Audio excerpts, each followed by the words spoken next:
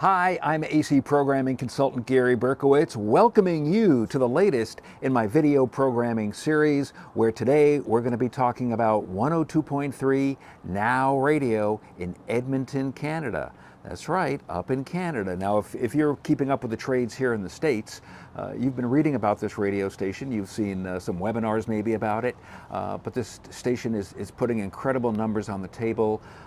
They are scoring big time 2554 and have been for a long, long time. So I wanted to talk about it a little bit today, and I couldn't imagine having a better partner to discuss it with than Pat Holliday. Many of you know Pat. He is the current producer, creator, director, and everythinger of the Musicom Academy of Radio Programming, where Pat actually teaches you how to be a program director. If you haven't seen these videos, they are really worth your time to check them out. But before Musicom, Pat's resume is a who's who of the radio business, from being on the air at CKLW in Detroit, ORFM in New York, WHYT, where we got to work together here in Detroit, many stations up in Toronto, and then segueing from a jock and program director into group program director for Astral Media, and into cluster management and general management for Standard Radio. Pat has an incredible resume. Pat lives in Toronto and is really an expert on Canadian radio. So let's head on up to Toronto and join Pat Holliday, and we're going to talk about, and we're going to kind of give you our spin on this, what makes now radio so successful. So Pat, the headline on Inside Radio was "What's Behind Long-Term Success of Edmonton's Now Radio?" And you are a programmer, manager, radio executive extraordinaire, and what's going to make this conversation even better is that you're an expert, obviously, on Canadian radio. You are a Canadian citizen, and you currently live in Toronto. So you understand what makes that tick. I find this now radio amazing. I find it amazingly simple, but I'd love to hear what you think. And why is it being so immensely successful? Yeah, well, for starters, for people, people watching, I started doing, for a while, I was doing the ratings when they would come out, the PPMs would come out, and, one of the online trades asked me to, do the summation of the markets. So they have been number one, or they're a little less than number one. They're bouncing a little bit now, but they're still like mega powerful. They've been number one for probably 5 years now, maybe 6. I mean, it's a dynasty. So if you go and and listen, online, and like, well, what are they doing? It sounds weird to you. Just bear it in mind, like they're super successful. All that being said, so I have different impressions of, for me, when I listen to me, it's like a morning show going round the clock. That's one way to sort of look at it. The other was, you ran WJR as the programmer, right? Iconic news talk radio station. I had CFRB here, same thing as the manager.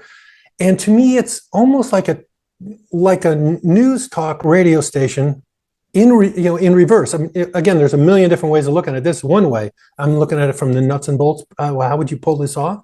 So instead of having like 6 minutes of talk and then do 3 minutes of commercials on a news talk station, they do 6 minutes of music and 3 minutes of talk.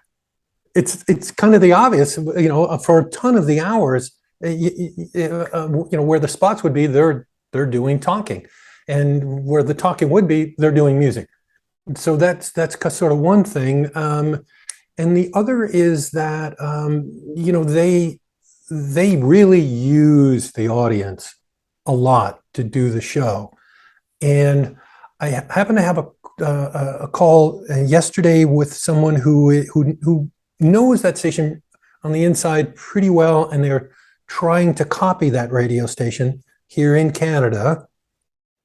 Their thought of what it is their entire tact is to make the audience the star, not the person on the air and not the radio station. It's the audience is being highlighted as the star. And I thought, well, that's kind of, that's a pretty interesting thought. What I've gotten out of that station is it's kind of reminds me of the top 40 stations that we all grew up with. For sure. Yeah. But Pat, what really, really hit me about this radio station is based on their website. I counted, they have 9 full-time talents on that radio station. Mm-hmm. And, I'm sure up in Canada, as it is here in the States, everybody talks about live and local, and live and local is the salvation for radio. Yeah. And we may get into that in a little bit, but this radio station is truly proving that live and local makes a difference because, I'll just say it. How many radio stations, music radio stations, in the United States have an air staff with 9 full-time people? Yeah. I can tell you that, not too many. So, which leads me to ask you, tell me about the company that owns that radio station. Yeah, well, because I was just about to, interject. Along with having those, those more jocks, if you look at the spot load that they're running, like an afternoon drive on a Friday afternoon, I was counting them up. They're doing like 6-minute hours. Okay, and this is a number 1 super successful radio station. So that they could go to 10 if they wanted to, but they're choosing to do 6. Probably part of the reason for that, to answer your question, because everything gets intertwined. The company is called Pattison. It's Pattison Broadcasting, and it's owned by a guy named Jim Pattison, who's probably now at this point 94 years old, and his son helps him run the business. But he is a sharp 94 years old, and and he goes out to all of his divisions, and he's still into it, but he's like worth probably $4 or $5 billion, and it's a private company. There's no stock, so this guy's got a $5 billion company. One of them being a broadcast division with stations. And I'm sure, given interviews I've seen with him, and he was pretty good friends with the owner that I used to work with at Standard, with the Slate family. Sure. I'm sure if somebody told him you can't run 10, 12 spots, an hour, you're going to kill the audience. I'm sure that guy would go, okay, well, what should we be doing? Tell me what makes it successful. You're telling me 6 or 7 or whatever it ends up being. Okay, fine. Can we make money with that? Yes, we will. We'll be successful. Take the shot. I'm good. I'm sure. It's 100% of a guess, but from everything I know, I think it would probably run that way because the guy, he's just a super successful guy who looks for long term, not short term, and it's his own company. That's the other one. So basically, what we have here is we have a radio station that is live, virtually 24/7. Local as all, because everything they're talking about is about Edmonton. Yeah. They're 6 spots an hour to me. I remember when I became PD at Pro FM in Providence, we had 8 2 4-minute clusters, and I that was heaven to me. So he's running 6. It sounds to me like this guy is giving the listenership exactly what they want. They're basically turning over the radio station to the listenership. As a matter of fact, just before we began taping this interview, I had them on, and they were running The Takeover, which was a full hour of all request music, only the songs you want to hear. And I'll tell you, it was a pretty wild hour of music, including everything from The Stroke by Billy Squier to Summer in the City by the Lovin' Spoonful. Wow. And I'm sitting back and I'm listening to the station, and I'm going, wait a minute. This station reminds me of when I was at Pro FM. It reminds me of, when I was a kid, that this is what the radio stations did. But they're taking, what they're doing is they've kind of made it all today, and they are taking full advantage of all the technology to be able to communicate with the listenership. For instance, maybe some of their listenership wants to talk to them. Maybe some of their listenership doesn't. They want to text with them. Yeah. It's all there. In 3 hours of afternoon drive, I would say that she, the person on the air, probably read, I would say, 22 texts, 22 different texts from people. And each hour would be on one particular subject. So one subject would be Hey, at work, what are the things that, wink, wink, you're not supposed to do, but everybody else does? And then they're going through them, and it's like one person, text, another person, nothing. And she's reading like 6 or 7 of them, bang, bang, bang, bang, bang, bang, bang. And, and it's interesting. Some of them are funny. Some of them are like, oh, that's a good idea. I never thought Yeah, about that. I heard a similar a string last week. They were talking about crazy things that happen at weddings, and they were talking about just crazy things that go on at weddings.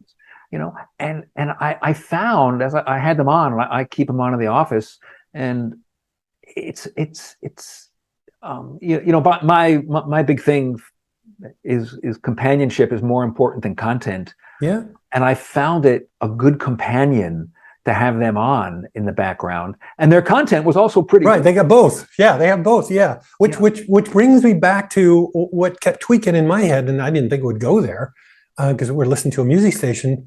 Is the news talk thing, because I'm sitting there going, it would be good. I mean, if I was building one of these right now, it'd be like I'd want probably 2, probably no more than 2 dedicated producers like a talk station to come up with those subjects, because that's a lot of that's a lot on the jock to come up with what am I going to talk about every single hour all week long, week after week after week, you know what I mean? And if you really wanted to do it right, and maybe they have them, I don't know, they might have a couple producers there, or even one just to come up with what's that hour going to be. Again, like a talk show, each hour is a separate subject. A talk subject. I think I might have mentioned earlier. It's interesting because most of the time things start here in the U.S. and they get copied in other countries like Canada and over in England. But lately, it seems to be in radio, and this is coming from somebody who, like you, Pat, we're radio lovers. Mm-hmm. It seems like a lot of the trends now are starting in London, or they're starting in Canada right now. But I'm not feeling, and I think I know why, I'm just not feeling the spread coming down here. I think it's economic. Yeah, that's exactly what I was going to say. I think that, well, I mean, just, okay, let's, there's 9 people. So, how many groups are going to go there? And maybe they do have 1 or 2 producers. So now you're at 11 people. And then they're going to have to, certainly deal with, different type of technology of stuff. And the other things I found was this is a belief of mine. This has been a core belief. I don't know where I got it from, but it's for as long as I can remember of radio. Probably from trying things and going, oh my God, that worked. Scary. I believe that 2 things. I believe that you can tweak people's heads, an audience, and make them believe what you're telling them if you do it right and it's believable. That's number 1. And number 2, I believe that you can almost, on a radio station, get away with anything if you explain it to the people correctly so they understand what you're doing. So I think now, as I'm listening to now, I'm going, they're explaining that they want you to join the conversation, that because they beat that line over and over again. They're saying you're part of this conversation. Some of their interesting promos were like, we're lost without you. We need you. I mean, how many stations say that? And I can't remember, but you had said something a little bit earlier in this conversation, which it was the request hour. Yeah. So if you're doing a request hour and you're saying you're in control, well, that means it's your radio station. You control it. You're a star. It only reinforces of who they are. You know what I mean? Which to me is a head game. Right. And I think I could be wrong about this. Maybe they fooled me. But, I know over the years at a lot of stations, it was like, well, yeah, it's all request, but, follow the log, and you could say, hey, it's like when somebody would call, they would ask for a song and you say, well, you know what? I don't know if I have that one, but how about this? Do you want to request this? Yeah, for sure. Yeah. I mean, when I heard everything from Billy Idol, Billy Squire, The Stroke, yeah. And then he came on and he was talking about how hot it is and blah, blah, blah, blah, blah. And I heard the opening intro of Summer in the City by the Lovin' Spoonful. Boom. Yeah. I was like, wow, Yeah. So, yeah, it is amazing to me because I think radio was born to be live. For sure. Yeah. 100%. And I think that the reason maybe that we're not seeing this format, which I just think is amazing, spread down here, is the economic side of it. Yeah. Which got me to thinking the other night. My wife and I were driving back down from Lansing, which is about an hour outside of Detroit. And so I'm listening, it's at night, and I'm just listening to stations, all over the place between Lansing and Detroit. And one particular station in Detroit, I had them on, Heritage Station, been around for a million years, and they still get good ratings. The ratings are still pretty good, but it was all voice tracked. And I said, it's okay. Yeah, could be so much better. Yeah. It's okay. And this is a station that used to have a full air staff 24/7, and each of the jocks were big stars. And if you know Detroit radio, you could probably maybe figure out which station it is. But it had big stars, and it had big profile of personalities. And where that led me was, there's probably a whole generation of listenership right now to the radio that have no clue how great Radio A used to be, and I'm not going down the road of it was good in the good old days. Yeah. This generation doesn't realize how great radio was and how great it can be, and a station like Now is basically saying, "Hey, this is what radio should be, and look at the results they're getting." Yeah. There's a whole generation of radio people too. Young kids being on the radio don't realize what they can do and what it'll sound like. I like to point to for a lot of times to Broadway Bill Lee on CBS FM. Yes. I mean, he just got inducted into the Radio Hall of Fame, and well deserved. But when I listen to Bill, to me, I hear, and I mean this in a excellent way, I really do. He's doing 1970s radio style, 70s, 80s, somewhere in there, adapted to today. Like he's doing stuff, and he's over the music, and people love him. So logically, you kind of like, well, if you're a different chain somewhere else, why don't you copy this guy? Take the shot, because what you're doing is kind of maybe boring. You could step up and do this, but if you're not in New York, you don't get to hear him, and so you have, if you're young, you have no other frame of reference of what you could do, that kind of stuff. Right. I mean, it reminds me of the story of my youngest kid, Gary Berkowitz, who has really mastered the way I sounded in 1975 on Pro FM. Right. I mean, he can do me better than I do me. And he had heard one air check, and he called me and he said, "Dad, I got to tell you, I just listened to this Pro FM air check. That station was so good, and you were so good, and the reverb and the jingles, and it was so exciting to listen to." I said, "Wow, Corey, thank you." And he goes, "Hey, Dad, how come radio isn't like that today?" Yeah. And how old is he? This is out of the, he was probably, when he said that to me, probably 30 years old. Super target. What a perfect target. Yeah. Yeah. So I've got to think, it reminds me of years and years ago, and I think this is maybe the answer to why we're not doing it down here. I worked for one of the early consolidators, and they had a pretty big footprint down here in the States. And one of the group guys had a line, and we'd be talking about, well, we want to get new jingles, and we want to do research, we want to do this, we want to do that. And he'd look at all the numbers, and he wouldn't say, "No, we can't do that because it isn't in the budget." He would look at it and say, "Well, we have a math problem here. Let's take it line by line and see what we can do. It's just a math problem." Yeah. And it's again, this is clearly working in Canada. I think it would work huge down here in the States. Yeah, I thought that who's ever picking that music has got a really good ear on that radio station, because I'm going through, and most of those songs, because I'm not in it day to day, I was like, I don't know what this is. I like this. I don't know what this is. I like this. Oh no, that one. Don't know it. Don't know it. Don't. Love them all. And then I went and looked them up. Not to get into the weeds, but I'm looking them up and go, okay, these are Hot AC and CHR hits, and here's a bunch of alternative songs on here. Currents. It's like, man, they're playing alternative stuff in with Hot AC and CHR that other stations just don't do, because I'm trying to find them on other lists. Gone. So that tells me there's an ear. Somebody's picking by ear been gambling with the music a bit, and they have a great ear, really good, which probably isn't more expensive. Probably a dedicated music director, as a guess. Yeah, probably. I mean, I think the bottom line, as we wrap this up, is that it's a pretty good radio station. It's not a pretty good, it's a very good radio station. And I know, Pat, that they're now expanding into Vancouver, which Vancouver is what, to say the size of like Denver, Tampa, maybe over here. 2 million. And, you know, they're going to be doing it up there. And it'll be interesting to see if they have the same success. But I would just love to see somebody down here in the States in a decent sized market with a good signal do the math problem to go back and figure out the math and say, we're going to give this a shot. We're going to see if this can work. Mm-hmm. Yeah.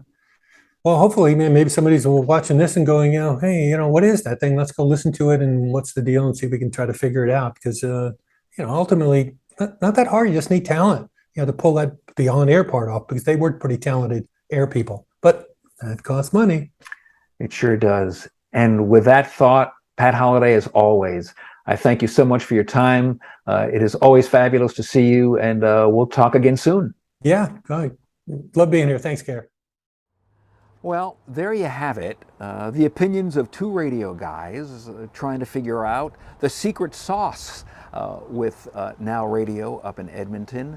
As we speak, the station is growing into Vancouver, and other stations in Canada are adopting this incredible radio listener relationship-based format.